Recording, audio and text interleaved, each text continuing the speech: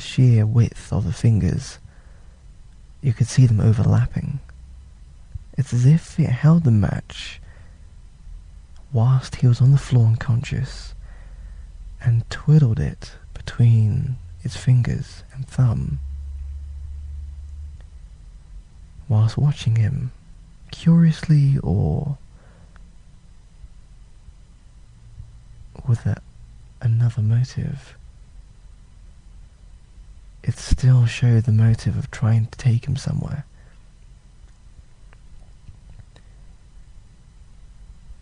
He took what felt like material and lit the match and applied it to the material. The material took some time and took some matches to light, but it did light.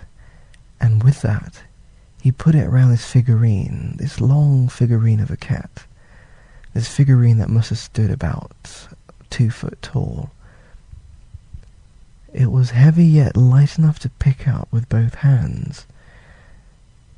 He took more material and wrapped it round half of the figurine, so as the material burned, it would carry on down. He slowly began to step forwards, because there was nowhere else to go. It was a dead end. He found what seemed like powder, almost dust, as if you were on the moon, you would find dust just like it. The only thing was, this dust wasn't on the floor, it was suspended in mid-air. So he put his hand through it and felt warmth. Yet on the other side of the dust, he felt nothing. It was as if the temperature and breeze had stopped. He took the fire, put it directly in there, and as it was sitting in the dust, parts of the dust were seeming to come closer and were attracted to it. As they came closer, they began to spark, and as the sparks began to fly here and there, he noticed something in the corner of the room. It was a room that he was actually in, that it was very small. There was a little passageway, small enough for him to perhaps crawl through, but if she had been here, she wouldn't have crawled through.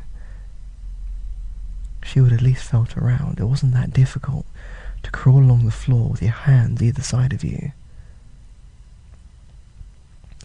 He took the material, ran, and threw it like a javelin right through the corridor, and it went right through the little hole. He ran right behind it and looked. There was a small creature. It wasn't a rat. It had 6 legs or more. It had little claws, but it wasn't standing. It was hanging upside down, staring back at him. It didn't have eyes.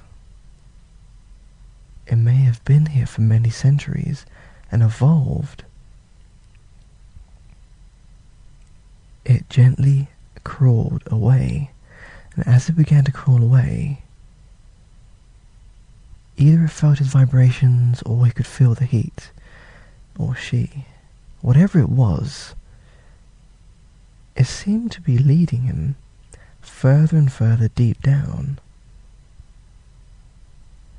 As he began to follow and take the flame with him, he lit a match every so often to make sure nothing was behind him. Although the dust did seem to start to come into the corridor, he thought perhaps it could be a vacuum. By him going in there, it was being sucked in behind him. He found her glove. The creature was sitting next to her glove. He took her glove, felt around inside it. There was a ring. It was her ring. He put it in his pocket. He put her glove on and carried on. As he arrived at the very opening of the corridor, he felt water. However, the water was very still. It wasn't pouring.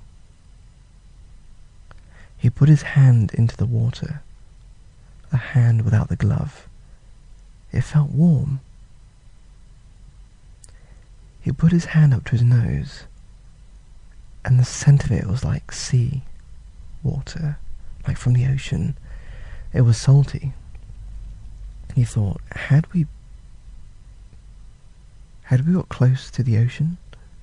Or had there been a flood many years ago, which is why they say the weathering on the Sphinx looks like it's of an ocean flowing around it and over it.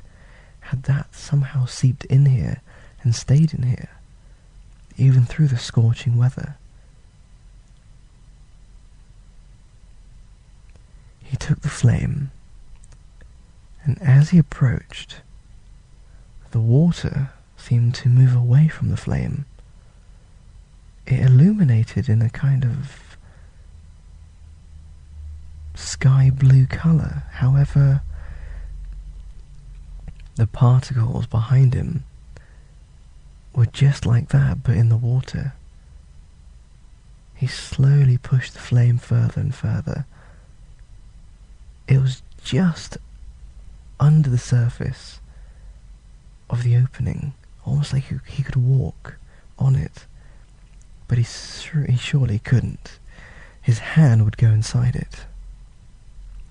So what he did was he put the flame on top, and as he did, the entire ocean illuminated, and he began to walk.